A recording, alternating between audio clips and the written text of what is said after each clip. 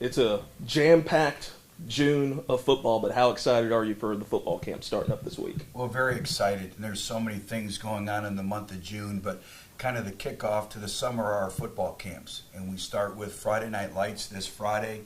It's open to ages 9th grade all the way through 12th grade. And then we come back and we have an afternoon camp from 12 to 2:30. Same thing, one-day football camp in Centennial Bank Stadium. But really, one of the most important camps that we do, and it's a community event. And it's for the entire Northeast Arkansas region, for the state of Arkansas, is our Future Stars Camp. And we changed it up a little bit. It's Sunday and Monday, and it'll be from 2 o'clock to 5 o'clock on Sunday, and then 9 to 12 on Monday. And registration will begin at 1 o'clock in the stadium, right at the tower, right at the press box. And it's an opportunity for everyone to come out, be coached by myself, our coaches, our players, and really look forward to that camp. No, just in terms of numbers, I mean, how in terms of actual campers, I remember last year you said it was record turnout just for all your camps. Are you kind of sensing the same amount of numbers this time around? Yeah, we're anticipating that. Right now, when you look at pre-registrations, we're up from last year, and I think it's the excitement, it's the energy.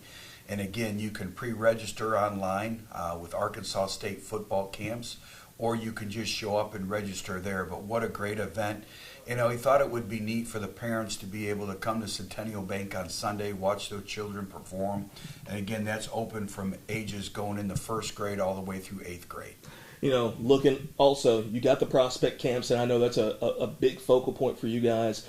Just in terms of recruiting and footprint, how key have those prospect camps really been for you guys these last couple of years? Vital. You know, when you look at three-time #1 recruiting classes in the Sun Belt, last year's we think class was probably the best, and you always want to out-recruit each class. But that was a byproduct of about 90% of that signing class we actually had in our camp system. So they were able to come to camp. They were able to perform in front of us as coaches. They were able to see us, how we coached.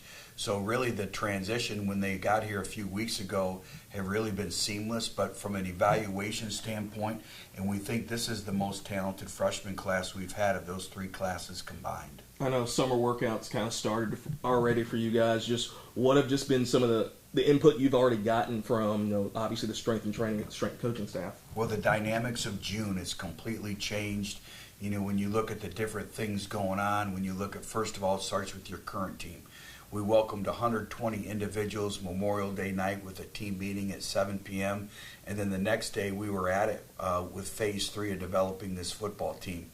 And we have 42 newcomers that were not here in the spring. When you look at 21 new true freshmen coming in, 7 transfers, and then a number of very high quality walk-ons.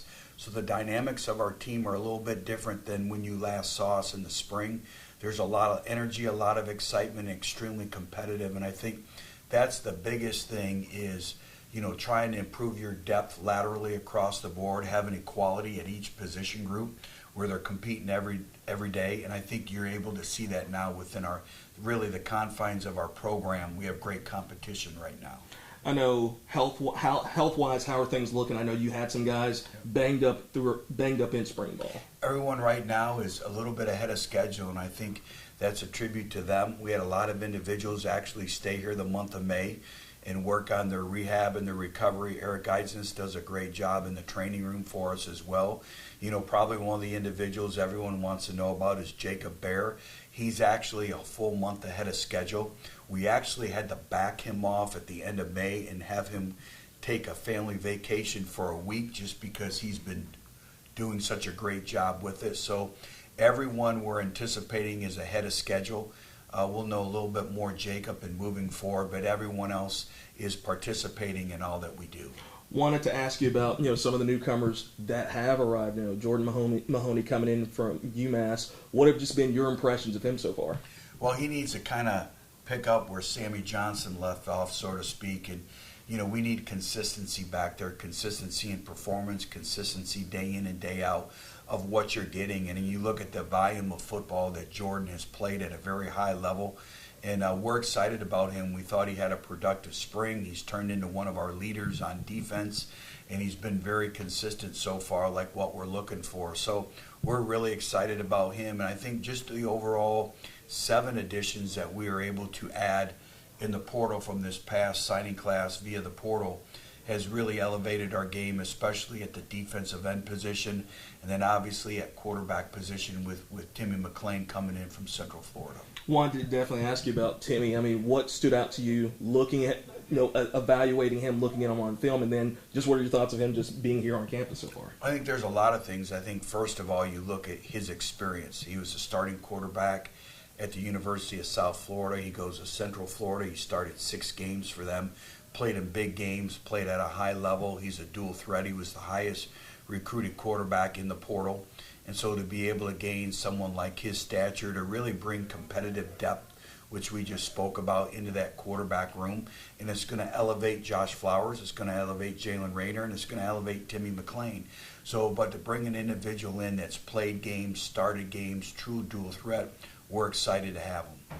And just what's just going to be kind of some of the things you just want to focus on just during these summer workouts, essentially this phase before you kind of get to fall camp? I think first of all it starts with just our strength, our overall conditioning, our football endurance, but a toughness and getting back to the true details of what it takes to play winning football, from body positions to finish to all those things. And I think, the other thing that summer comes into play, this is where your leadership is truly born. This is where your connection as a football team is really born. And I like right now in the infant stages of June, I like where we're at. Just in terms of leadership, I know you mentioned Jacob Bayer early on in spring is one of the guys that's really emerged as a leader. Who else on this roster has really kind of stepped up in leadership? Well, Zach Wallace, our running back from Benton, Arkansas, has really done a good job. And he kind of sets the temperament. I think Jalen has continued to improve his leadership skills. McKeelan Thomas at the offensive tackle position. I think Jacob has really elevated McKeelan's game in terms of a leadership standpoint. Defensively, Char Willikis, Justin Parks, Trey Thomas, those individuals we just spoke about, Jordan Mahoney. The other individual who's had a quietly really productive spring and started off just like he left off in the spring is Dane Motley, and that's what you'd expect from a fifth-year senior. So I'm really encouraged by what I see right now from a leadership and a mentality standpoint.